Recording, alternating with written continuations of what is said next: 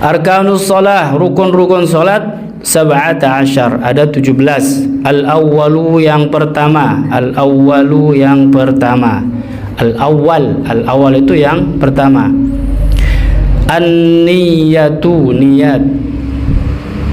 Jadi rukun yang pertama daripada salat adalah niat. Nah, jika salat tidak ada niatnya, maka salatnya dianggap tidak sah. Niat itu bil qalbi, dengan menggunakan hati. Niat itu menggunakan hati. Lil fi'li, niat menggunakan hati.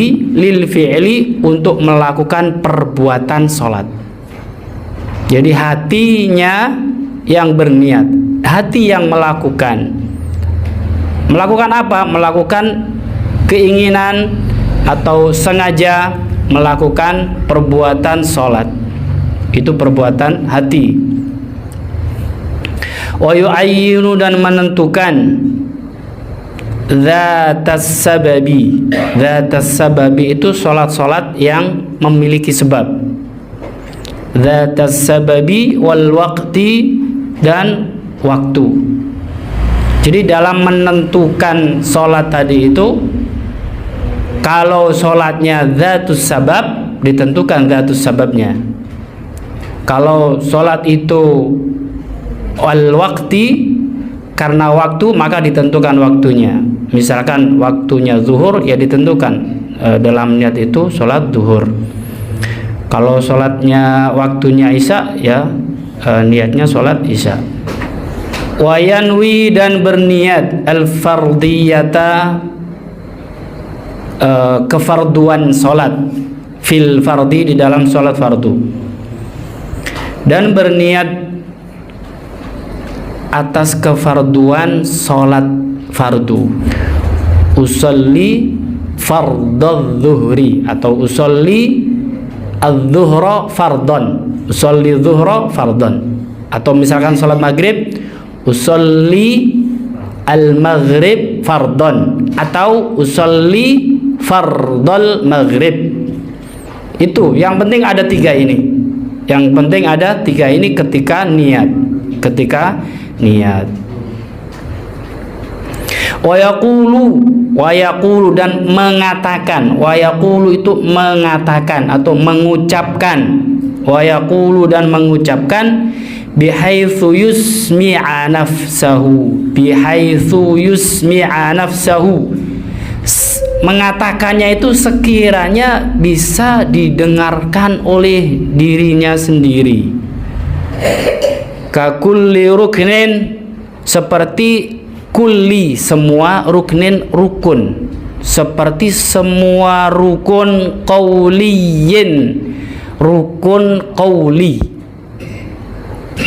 Rupanya Allahu Akbar. Allahu Akbar. Salah satu rukun qauli adalah bacaan Allahu Akbar. Nih penjelasannya begini. Salat memiliki 17 rukun.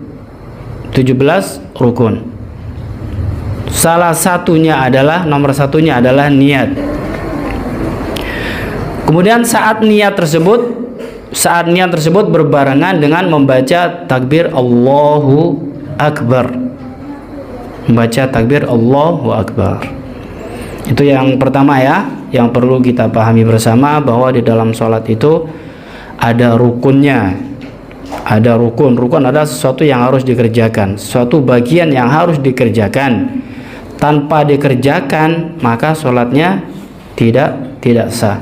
Nah, rukun-rukun di dalam sholat itu ada 17. Yang pertama adalah niat. Di dalam niat, yang perlu, yang tidak boleh lupa adalah yang pertama, benar-benar niat itu sengaja melakukan perbuatan sholat.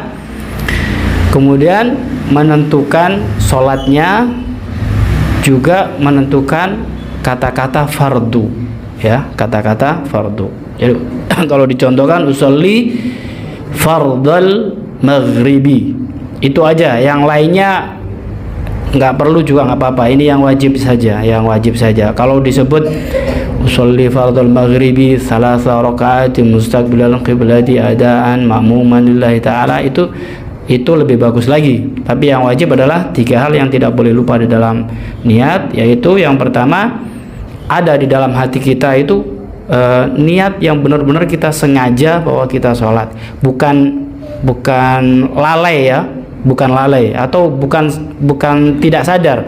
Jadi kita melakukan sholat itu sadar, menyengaja, namanya menyengaja, sengaja sholat dengan kesadaran, lalu menentukan sholatnya.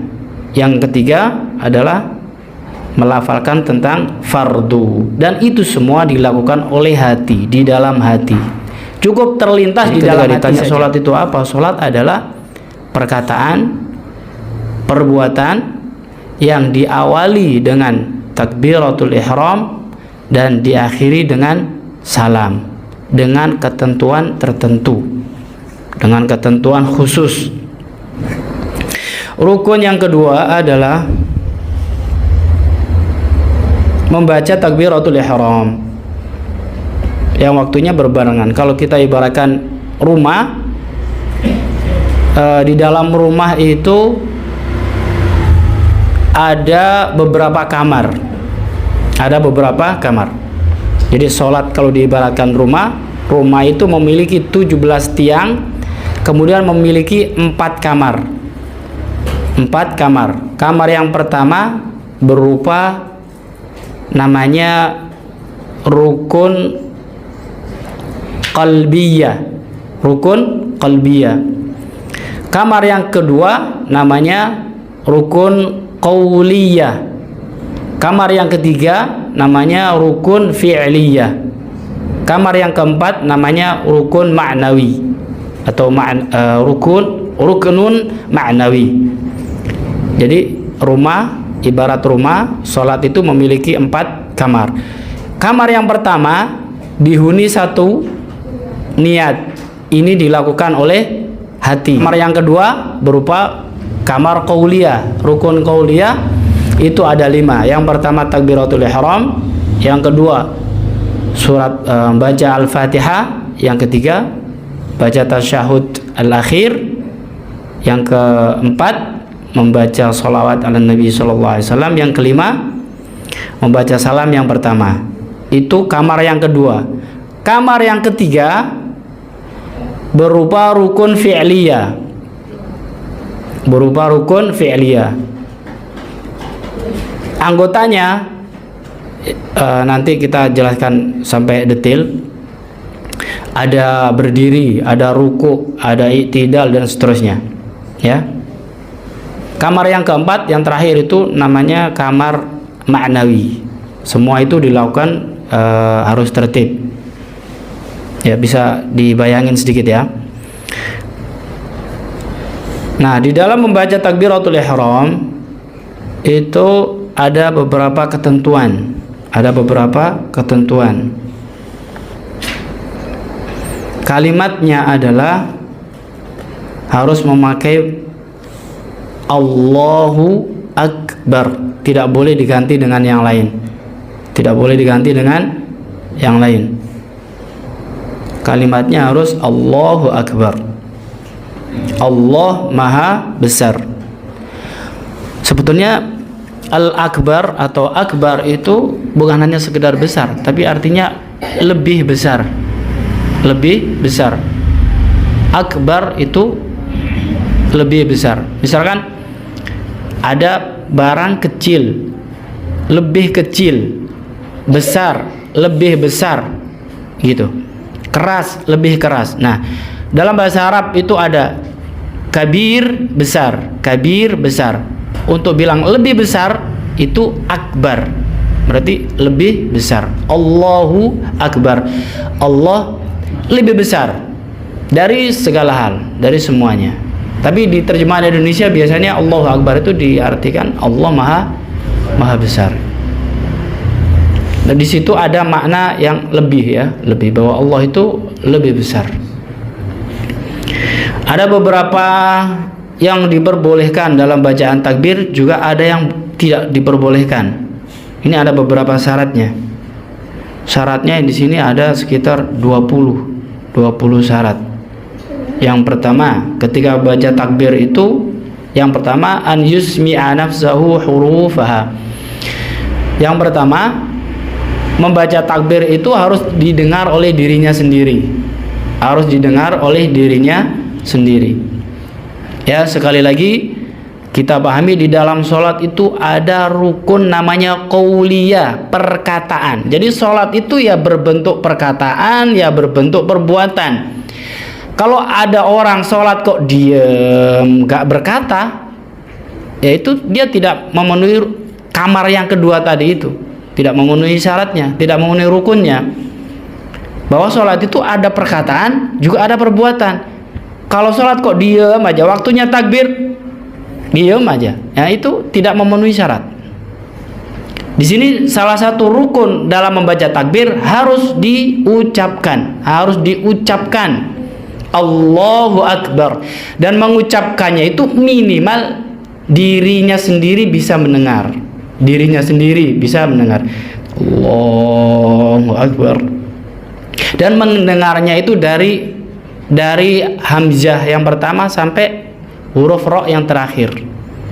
Allahu Akbar itu harus didengar oleh dirinya sendiri. Kalau misalkan nih ada sholat baca takbirnya enggak, tapi ngangkat tangan, nah ini di kitab kita ini enggak sah sholatnya seperti itu, karena lafal Allahu Akbar itu harus ada diucapkan, karena ini merupakan rukun qauliyah, baik sholat sendiri, sholat makmum, sholat sunnah maupun sholat wajib, itu tetap baca takbirnya harus diucapkan. Ya, jadi siapa saja kalau mau sholat baca takbirnya harus diucapkan, dan diucapkannya itu minimal bisa didengar oleh dirinya sendiri. Kalau sebagai imam ya harus minimal bisa didengar oleh makmumnya. Tapi yang batas minimalnya itu adalah bisa didengar oleh dirinya sendiri. Jadi kalau seandainya imam sudah Allahu Akbar, dirinya sudah mendengar, itu sebenarnya sudah cukup. Tapi karena dia seorang imam, hendaknya dia lebih dikeraskan lagi agar makmumnya bisa mendengar, karena dia bukan sholat sendirian. Syarat yang kedua, antakuna halatul qiyam fil fardhi. Yang kedua, ketika mengucapkan Allahu Akbar itu diucapkan ketika sedang berdiri ketika sholat fardu bagi yang mampu.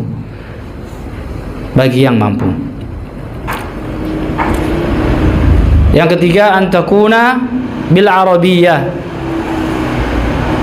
Yang ketiga harus pakai bahasa Arab. Kalau nggak bisa bagaimana? Ya harus belajar pelan-pelan, kecuali kalau sudah waktunya udah mepet banget, sudah mau habis waktunya, sudah belajar tapi nggak bisa, bolehlah pakai terjemahan bahasanya, ya. Tapi itu sudah kondisi yang mepet. Kalau ada orang misalkan susah untuk mengucapkan Allahu Akbar, susah sekali, ini waktunya sholat sudah mau habis, itu boleh dia pakai bahasa daerahnya, yang terjemahannya adalah Allahu Akbar, yang artinya Allah Maha Besar. Tapi ini keadaan yang saya kira saat ini nggak ada ya. Semua orang udah insya Allah mampu kalau baca Allahu Akbar, insya Allah pada mampu. Benar nggak Pak Ali? Iya, mampu ya. Cuma masalahnya adalah ketika baca Allahu Akbar itu nggak semua tahu yang benar baca Allahu Akbar itu seperti apa. Di antaranya adalah yang ini. Yang ketiga ada syarat-syaratnya ya. Baca Allahu Akbar itu ada syarat-syaratnya yang harus tahu. At-tartibu fiha. Yang keempat, harus tertib bacaannya. Allahu Akbar harus tertib. Nggak boleh Akbar Allah. Itu nggak boleh. Itu nggak tertib namanya. Harus tertib. Syarat yang kelima, anutku bilafdzil jalalah. Allah harus dikatakan nama Allah. Allahu Akbar. Nggak boleh diganti Ar-Rahman Akbar, nggak boleh. Atau sifat-sifat Allah yang lain, Ar-Rahim Akbar, nah itu nggak boleh. Yang ketujuh, adamu maddi hamzatil jalalah, tidak boleh memanjangkan hamzah jalalah. Misalkan begini, contoh yang salah, Allahu Akbar, nah, itu nggak boleh. Memanjangkan hamzahnya itu tidak boleh. Yang kedelapan, adamu maddi ba, adamu maddi ba akbar, nggak boleh memanjangkan ba ketika takbir. Misalkan begini, contoh yang salah, Allahu Akbar, nah itu juga tidak boleh. Ada juga yang kayak gitu, yang kita dengar Allahu Akbar gitu. Adzan juga sering ya yang gitu ya, adzan juga banyak gitu, barnya bar gitu, itu tidak boleh. Syarat yang berikutnya, adamu tasdidil ba, tidak boleh membaca ba-nya pakai tasdid. Contohnya begini, contoh yang salah, Allahu Akbar, ba ada tasdidnya, Allahu Akbar, akbar gitu. Nah itu bacaan yang salah, tidak boleh seperti itu. Yang ketiga, al-muwalatu bainahuma, al-muwalat itu beriringan ya, berterusan, Allahu Akbar, nggak boleh berhenti begini, Allah lama gitu, Akbar. Nah itu tidak boleh, harus berurutan, Allahu Akbar gitu. Syarat yang berikutnya, adamu maddi alif al-jalalah li ziyada ala sab'i alifat, tidak boleh memanjangkan alif al-jalalah melebihi dari 7 alif. Yang berikutnya, alla yazida wawan bainahuma, tidak boleh menambah wawu. Contohnya Allahu wa akbar, nah itu juga tidak boleh. Allahu wa akbar, menambahkan wawu tidak boleh. Wa alla yazida wawan qablal jalalah, atau menambahkan huruf wawu di sebelumnya, wallahu wa gitu ya, wallahu akbar, itu juga tidak boleh. Nah ini ilmu Pak, ini dicatat oleh para ulama-ulama kita, hal-hal yang tidak diperbolehkan ketika membaca takbir. Jangan sampai kita melakukan ya. Itu maksudnya. Ini diperingatkan oleh ulama-ulama kita, jangan sampai kita mengucapkan takbir sebagai berikut ini gitu. Yang berikutnya, alla yazida wawan qablal jalalah, tadi sudah. Mura'atu hurufiha wa alla yubdil harfan bi harfin akhar, menjaga huruf-hurufnya jangan sampai tertukar. Misalkan tertukar begini, ini yang tertukar yang salah, Allahu Akbar, kafnya diganti dengan qaf, Allahu Akbar, atau mengganti ha dengan ha besar dengan ha, Allahu gitu, Allahu Akbar, itu juga termasuk bacaan takbir yang salah. Jangan sampai seperti itu. Yang berikutnya, ayyudkhila al-waqta fil muwaqqat, sudah masuk waktu. Ketika takbir itu Allahu Akbar harus sudah masuk waktu. Berikutnya, antaqtarina bin niyyah, membaca takbir itu bersamaan dengan niat, dan niat itu menyertai terus ketika membaca takbir. Yang berikutnya, takhiru takbiratil ma'mum an takbiratil imam, takbiratul ihramnya makmum harus setelah takbiratul ihramnya imam. Syarat yang berikutnya adalah jika seorang makmum, maka takbirnya harus setelah imam. Kalau sebelum imam dia takbir, berarti walaupun bacaan takbirnya benar, dia tidak sah. Karena apa? Karena mendahului imam. Yang berikutnya, ayyakuna mustaqbilal qiblah, ketika membaca takbir itu menghadap kiblat. Yang ke-19, alla yaqsida bit takbir ghaira shalah.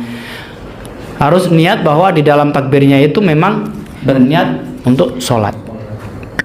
Nah, takbir yang pertama itu disebut namanya takbiratul ihram. Kenapa dinamakan takbiratul ihram? Takbir al-ihram, takbir yang bisa mengharamkan. Takbir yang bisa mengharamkan. Karena apa? Dengan takbir ini yang awalnya, yang sebelumnya itu makan, minum, bicara, bergerak, itu kan halal. Tapi ketika sudah membaca takbir Allahu Akbar, maka yang halal-halal tadi sebelum takbir itu menjadi haram.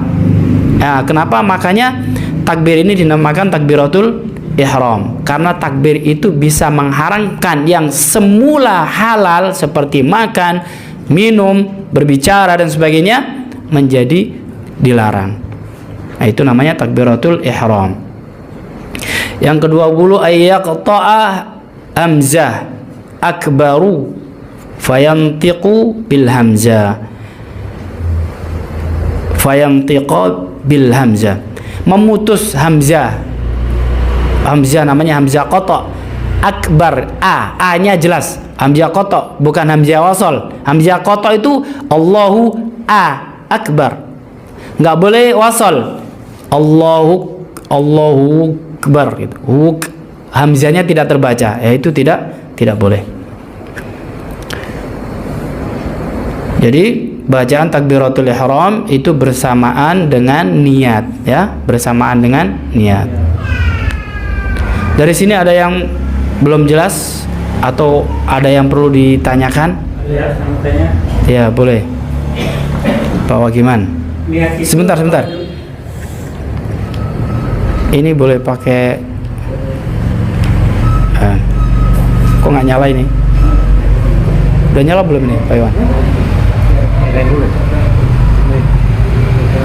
Kurang. Udah nyala kali ini ya? Udah.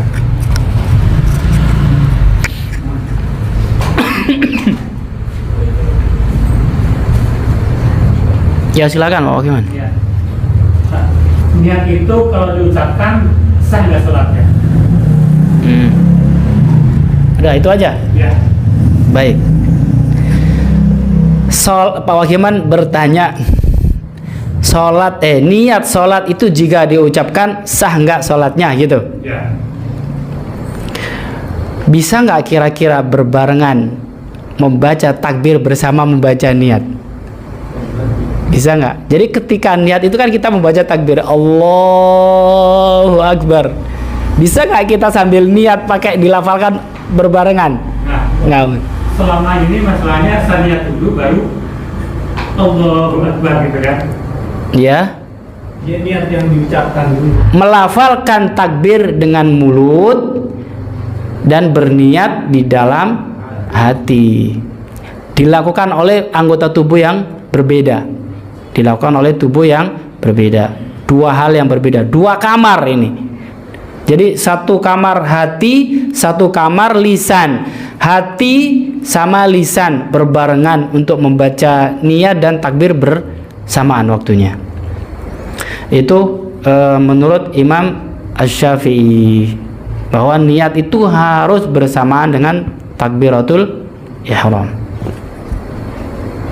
Nah, ada lagi? Pak De, barangkali kayaknya mau nanya. Mungkin tadi yang diterangkan itu. Iya. Pak Iwan. Bantu Pak Iwan, ini Pak Iwan. Mungkin ini selama ini kan Dulu satu-satu. Jadi Pak De Ruri dulu. kan selama ini kan pada Iya Pak De. Mungkin yang diterangkan tadi kan ada yang apa namanya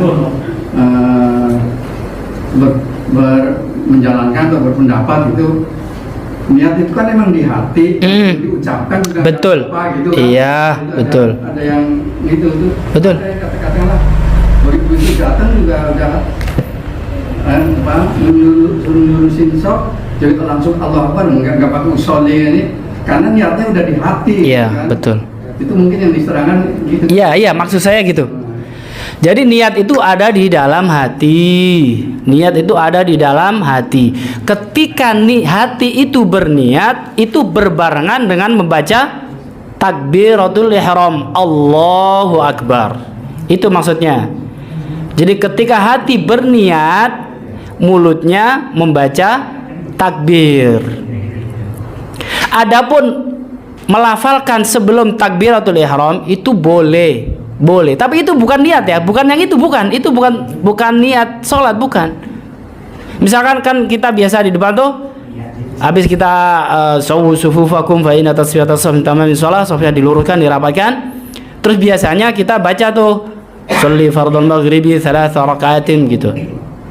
Itu sebenarnya belum niat sholat, belum.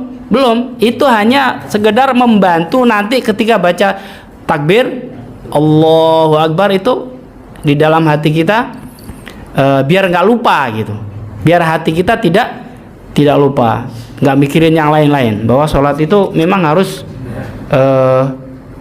ingat gitu ya, harus ingat bahwa kita sholat. Nah tadi nggak pakai usolli langsung Allah Akbar. Ya, memang ada saudara kita yang lain, ya memang ada dasarnya juga, bahwa yang penting dia dari rumah sudah kan ke musola kan memang sudah niat sholat, betul nggak? Tapi ingat, coba perhatikan, sholat ketika kita berangkat ke masjid, kita sudah misalkan niat sholat, tapi ingat ketika sampai masjid ada kalanya kita sholat tahiyat. Jadi sebelum kita sholat, kita sudah sholat tahiyat masjid, betul nggak? Nah, apakah itu termasuk yang tadi? Kan berbeda. Jadi intinya begini, memang niat itu tidak harus dilafalkan. Ingat ya, pertama ya, niat memang tidak harus dilafalkan, tapi niat itu harus ada. Nah ini bahasanya, niat itu harus tetap ada. Niat itu harus tetap ada, walaupun tidak diniat ya, walaupun tidak dilafalkan, tapi niat itu harus ada. Nah, untuk membantu niat itu agar ada di dalam hati kita, ada baiknya kita melafalkan sebelum sholat tuh, sholli fardhul maghribi 3 rakaatin mustaqbilan qiblati imaman lillahi ta'ala. Tapi ketika baca Allahu Akbar, tetap itu harus terlintas di dalam hati kita, karena saat itulah dihitung niat kita ketika sholat itu berbarengan dengan takbiratul ihram.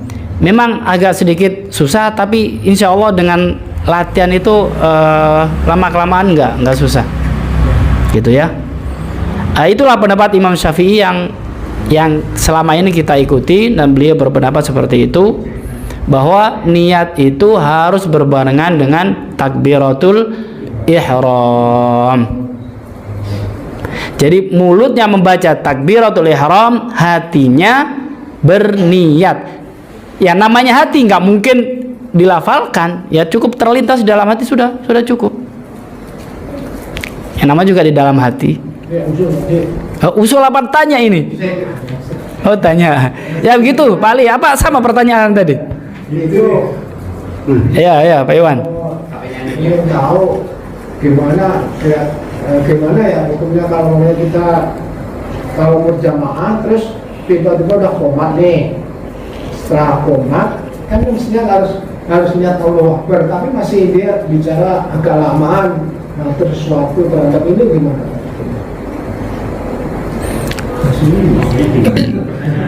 Jadi sudah komat, bicara saja. Sedangkan imam sudah. Justru imamnya yang itu. Oh imamnya. Kalau berbicara sebelum takbiratul ihram masih boleh. Jadi gitu ya. Sebelum takbiratul ihram mau makan, mau minum, mau bicara itu tidak ada masalah. Tidak ada larangan. Tapi kalau sudah takbiratul ihram Allahu Akbar, takbir namanya takbiratul ihram, takbir yang bisa mengharamkan yang sebelumnya itu hal-halnya halal, misalkan makan, minum, berbicara, maka ketika sudah takbir itu dilarang semua. Itu. Jadi boleh ya, walaupun sudah qomat lalu imamnya bicara-bicara sebelum takbiratul ihram itu tidak ada masalah. Tapi sebaiknya kalau sudah qomat ya sudah kita fokus sama sholat ya, sama sholat. Begitu. Ada lagi yang kurang jelas? Tadi apa itu, Mas Ali? Apa sudah terwakili? Setelah itu kan kalau orang tua dulu kan tahunya sholat itu niatnya diucapkan, nggak tahu di dalam hati kita. Iya, iya. Takbir itu ya takbir, terus nggak kemudian dipikir udah niat diucapkan pasti kayak nggak keingetan di hati. Iya. Ya, setahu saya orang tua dulu pada begitu. Kalau saya mau nggak tahu kalau namanya niat itu di dalam hati. Nah itu bagus tuh. Ya, ya. Orang tua saya tuh waktu sholat saya tanya, kata guru rohis saya tuh kalau niat itu dalam hati. Gunanya melafalkan tadi itu biasanya nih ya, kalau kita sudah melafalkan itu masih ada terngiang-ngiang gitu ya. Jadi niat itu sebenarnya cuma terlintas saja, nggak harus di dalam hati kan, memang harus cuma terlintas saja. Jadi Allahu Akbar ya sudah, di dalam hatinya sudah niat sholat maghrib fardu ya sudah, itu sudah cukup ya, nggak harus lengkap usolli fardul maghribi thalatha rakaatin mustaqbilal qiblati ma'muman enggak harus kayak gitu. Pokoknya yang terlalu penting di dalam hatinya itu terlintas 3 hal, bahwa dia betul-betul niat sholat dengan sengaja, sholatnya tahu sholat maghrib misalkan, dan itu fardu, udah itu aja udah cukup ya. Jadi orang tua-tua kita dulu itu ya kita husnudzan aja, mereka juga sudah pakai niat di dalam hatinya. Cuman kan di dalam hati siapa yang bisa tahu gitu ya. Nah itu buktinya dia melafalkan, berarti dia sudah tahu tuh ada niatnya ya gitu. Tapi insya Allah sih kalau memang orang tua kita yang sudah seperti itu ya sudah sah ya. Oh udah isya ini, baru 2 ini rukunnya ya, baru 2, masih ada berapa lagi itu, masih ada 15 lagi berarti ya. Jadi rukun sholat itu kita ulang lagi, rukun sholat ada 17, ada rukun qauliyah, ada rukun fi'liyah, ada qalbiyah, ada ma'nawiyah. Yang terpenting di dalam 2 rukun ini, rukun niat dan rukun takbiratul ihram, niat itu dilakukan oleh hati, lalu takbiratul ihram dilakukan oleh mulut ya, harus diucapkan oleh lisan, dan ini harus berbarengan niat sama takbiratul ihram harus berbarengan. Bisa nggak? Ya bisa lah, kan yang melakukan 2 anggota yang berbeda ya kan, lisan sama hati. Nah, cuman berbarengan saja udah, insya Allah bisa. Mudah-mudahan insya Allah minggu depan akan kita bahas lebih dalam lagi rukun-rukun yang lain. Karena ini kita kemarin sudah belajar gini ya, sholat itu akan menjadi sah jika memenuhi syarat dan rukun. Syarat kita sudah belajar, rukun, nah kita sedang belajar rukun. Maka kalau kita sudah memenuhi, kalau kita sudah belajar dan mengetahui mana syarat mana rukun, insya Allah sholat kita menjadi sah. Kita juga kemarin sudah belajar juga bagaimana sholat itu bukan hanya sekedar sah, tapi sholat kita bisa sempurna, bisa diterima oleh Allah Subhanahu wa Ta'ala. Di antaranya adalah kita sudah belajar bahwa ada 4 hal terpenting di dalam sholat. Yang pertama adalah bahwa niat kita itu melakukan sholat karena Allah Subhanahu wa Ta'ala. Yang kedua, makanan kita, pakaian kita, tempat sholat kita itu harus halal. Yang ketiga, setelah selesai sholat kita tidak boleh berbangga diri, tidak boleh berbesar diri ya, merasa sudah sholat kemudian kita merasa sholat kita kayak dari kita sendiri. Bukan, sholat kita itu adalah pertolongan dari Allah Subhanahu wa Ta'ala. Jadi ketika kita sholat, cepat-cepat istighfar bahwa sholat kita masih kurang baik, masih kurang sempurna, sehingga kita tidak berbangga diri dengan apa yang kita lakukan. Itu. Wallahu a'lam bishawab. Mudah-mudahan yang sedikit ini ada manfaatnya buat kita semua. Amin Allahumma amin. واعف عنا يا كريم واغفر لنا يا رحيم يا ارحم الراحمين ارحمنا برحمتك الواسعة. دعواهم فيها سبحانك اللهم وتحية فيها سلام واخر دعواهم ان الحمد لله رب العالمين. والسلام عليكم ورحمة الله وبركاته.